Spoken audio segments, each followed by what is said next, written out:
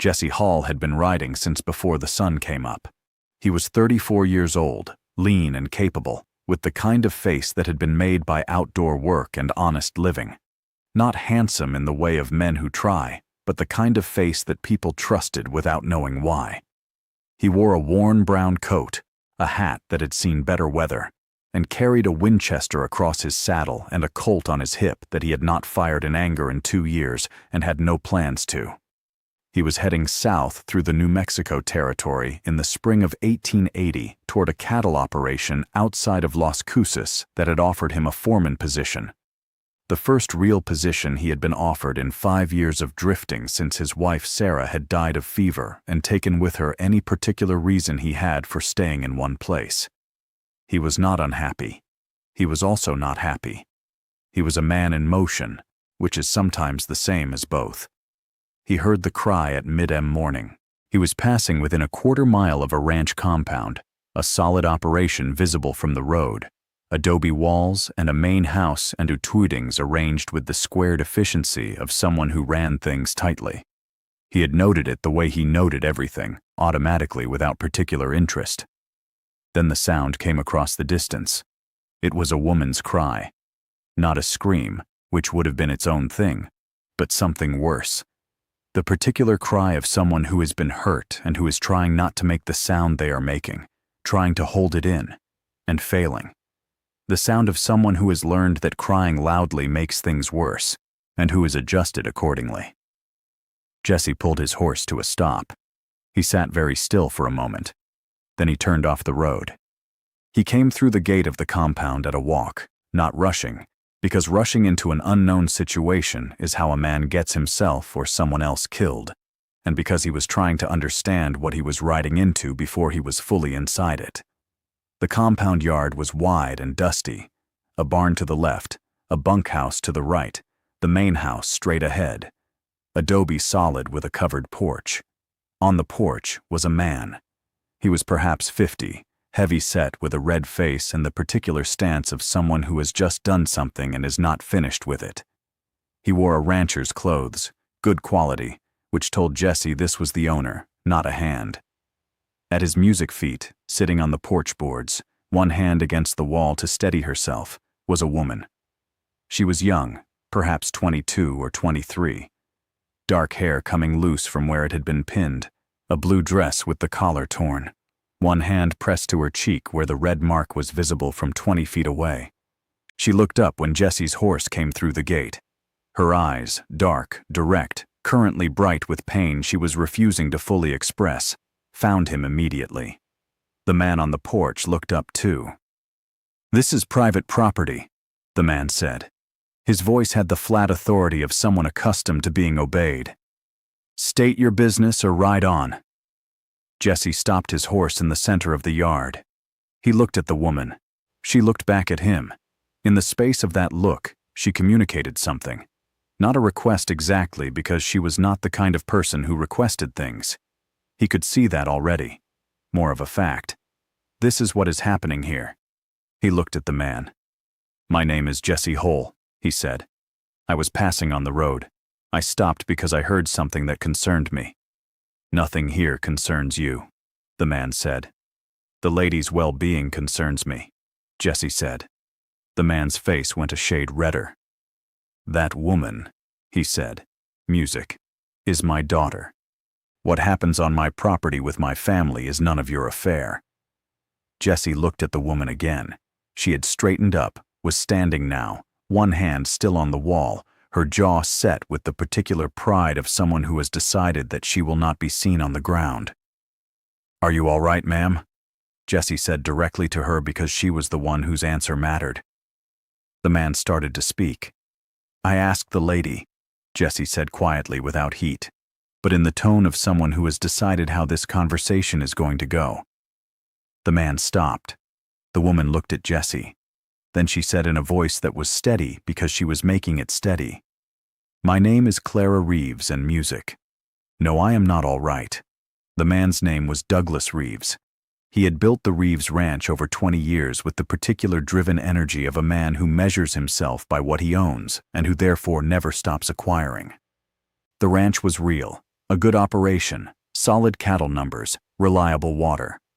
What Douglas Reeves had built was real. What he had done with the power that building gave him was something else. Clara was his only daughter. Her mother had died when Clara was 12, which had left Clara in the position of managing the household, cooking, cleaning the domestic infrastructure of the ranch at an age when other girls were in school. She had done it. She had no choice. And she was not the kind of person who collapsed when there was no choice. She had grown up capable and quiet and with the specific internal life of someone who has learned to keep what matters most, very deep down where it can't be reached. Music. Douglas Reeves had been trying for 2 years to marry Clara to a man named Harlan Cole, a neighboring rancher, 44 years old, twice widowed, who wanted a young wife to manage his household and who had the financial resources that Douglas considered a satisfactory trade for his daughter. Clara had said no. She had said it quietly the first time, firmly, but without drama. She had said it clearly the second time when her father pressed. She had said it with increasing urgency the third and fourth times when Harlan Cole began appearing at the ranch with the confidence of a man who has been told the matter is settled. This morning she had said it again, and Douglas Reeves, who had run out of patience he had never had much of, had hit her. Jessie heard this from Clara herself. Not in that first moment in the yard with Douglas present, but later in the kitchen of the ranch house where Douglas had retreated with the frustrated fury of a man whose authority has been witnessed from outside, sighs, and where Clara had gone to put water on her face, and where Jessie had followed because he was not leaving. He sat at the kitchen table. She stood at the basin with a cloth against her cheek and told him the summary of it with the factual directness of someone who has no energy left for anything other than the plain truth. "How long?" Jessie said, meaning the hitting. "This is the third time," she clears throat said, "since I started saying no about Harlan Cole. And before that," she looked at him. "Before that, he used other methods," she said. "Taking things, restricting things, making the days difficult in ways that don't leave marks." Sighs. Jessie sat with this. "Do you have anywhere to go?" he said. "No," she said simply.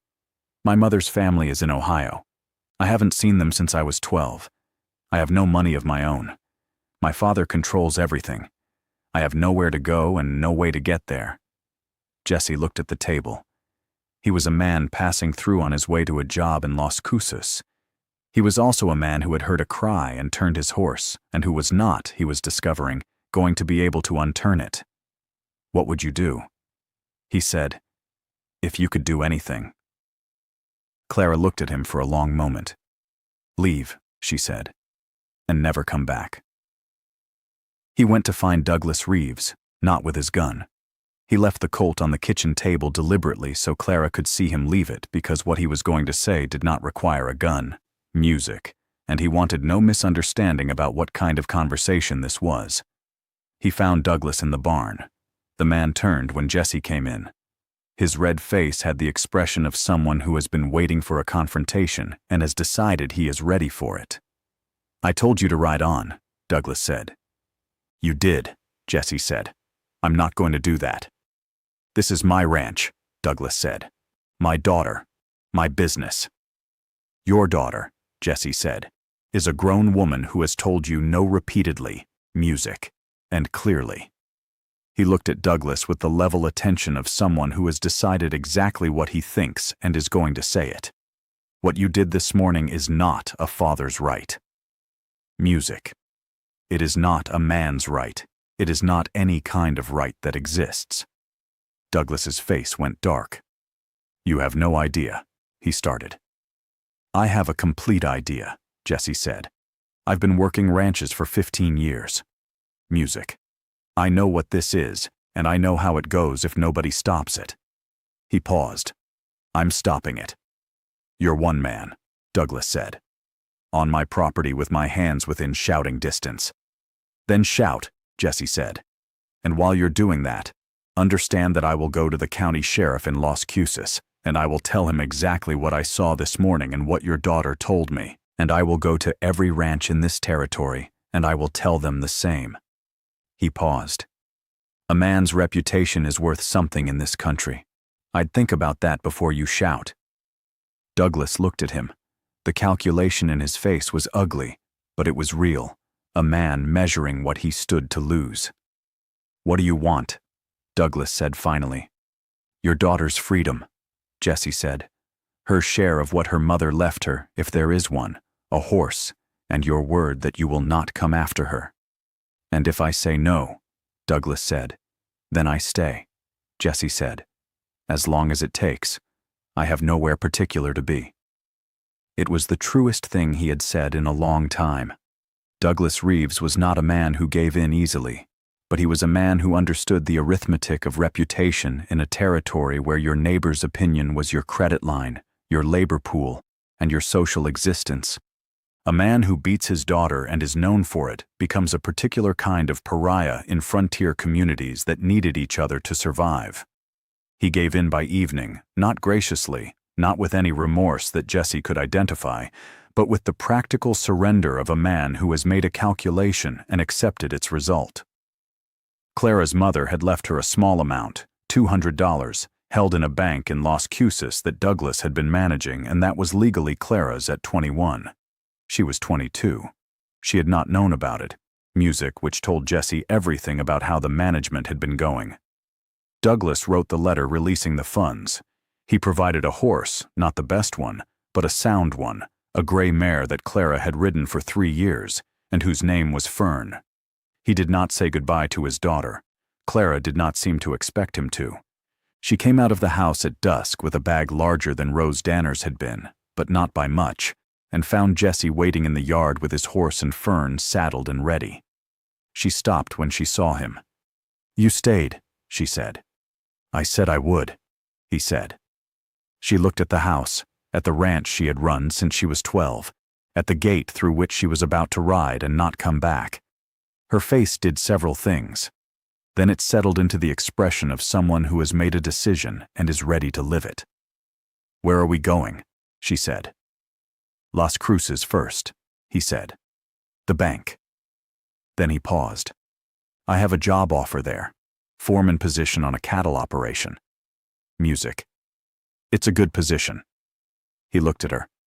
I'd like you to come. Not because you have nowhere else to go. Because I'd like you to. Clara looked at him. You don't know me, she said. I know enough. He said, I know you said no when it cost you everything to say it. I know you stood up on that porch when you had every reason to stay down.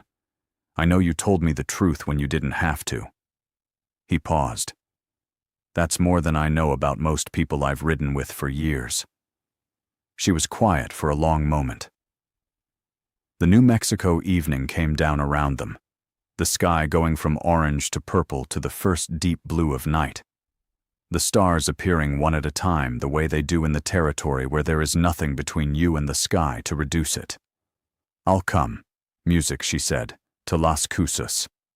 That's enough, he said. We'll figure out the rest from there. They rode through the night and arrived in Las Cruces at first light. Clara went to the bank and presented her mother's letter and walked out 2 hours later with $200 in a leather pouch and the expression of someone who has just held something real for the first time in a long time.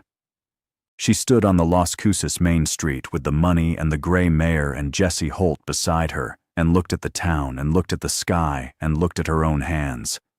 I've never had my own money, Music, she said. It was always yours, he said. I know, she said. It didn't feel real until now. He took her to the best restaurant in Las Cruces, which was not grand, but which was warm and clean and where the food was good. And they sat across from each other and ate breakfast. And it was the first meal Clara had eaten in someone else's care in 10 years. And she was quiet for most of it in the way of someone receiving something they had forgotten was available. Jessie met with the cattle operation, a man named Aldridge, who ran a substantial ranch south of Las Cruces, and who was, it turned out, the kind of employer that good foremen find and hold on to. Aldridge offered the position and offered with it a foreman's quarters, a small house separate from the bunkhouse with a kitchen and 2 rooms. Jessie accepted. Then he went back to Clara. The position is real, he said. The quarters are real. He looked at her. I know this is fast. I know we've known each other less than 2 days. I know you've just gotten free of one situation, and the last thing you need is to walk into another one. He paused. But I'm asking you to stay. Not as an obligation. Not because you have nowhere else to go. Because I'd like you to. Clara looked at him. You said that before, she said. On the road. I mean it more now, he said. She held his gaze. You turned off the road, she said, for a woman you didn't know. I heard you. He said, most people don't stop. Music, she said. I know, he said. She looked at her hands at the leather pouch at the Las Casas street outside the restaurant window where the morning was going about its business with the cheerful indifference of mornings that don't know what kind of night preceded them. I'll stay, she said, for now, and we'll see. For now, Jesse thought was exactly right. For now was honest. For now was more than he had walked into that compound expecting. For now, he said they were married 4 months later. Not because 4 months was a long time. It wasn't.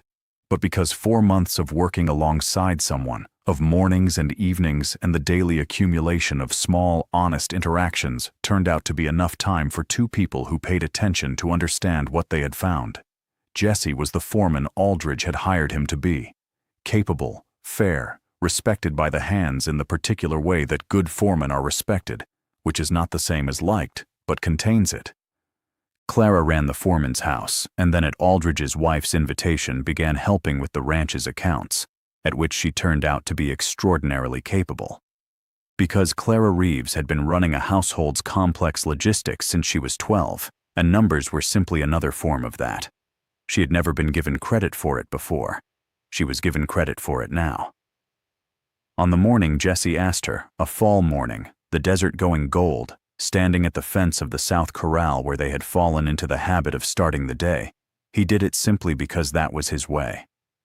I love you, he said. I'd like to marry you if you want that.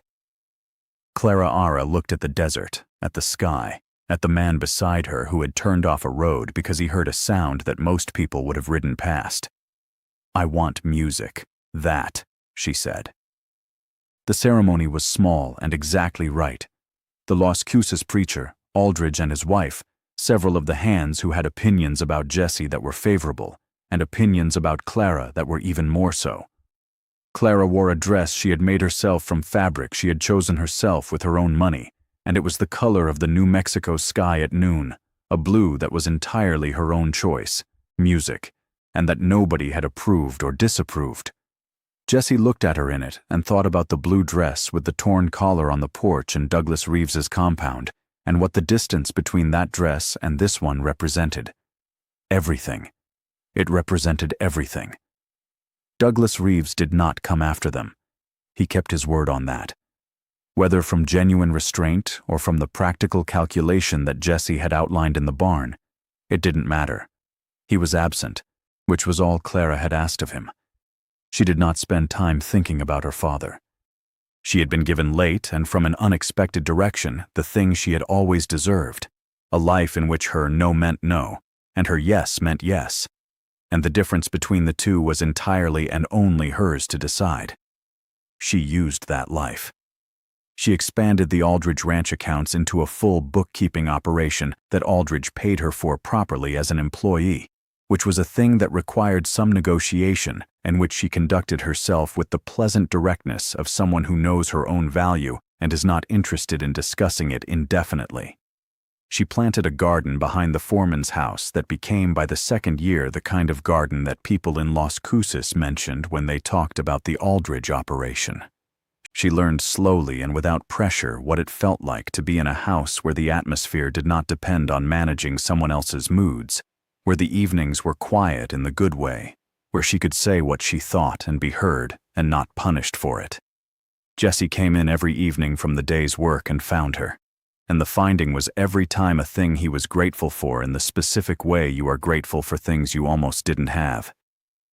He thought sometimes about the road, about passing that compound, about the sound that had crossed the distance and reached him and the choice he had made to turn toward it. A man could ride past a sound like that. A man could tell himself it was none of his business. A man could have a job in Las Cruces to get to and a reason to keep moving, and could make the calculation that the world is full of situations and one man can't stop for all of them. He had stopped for this one.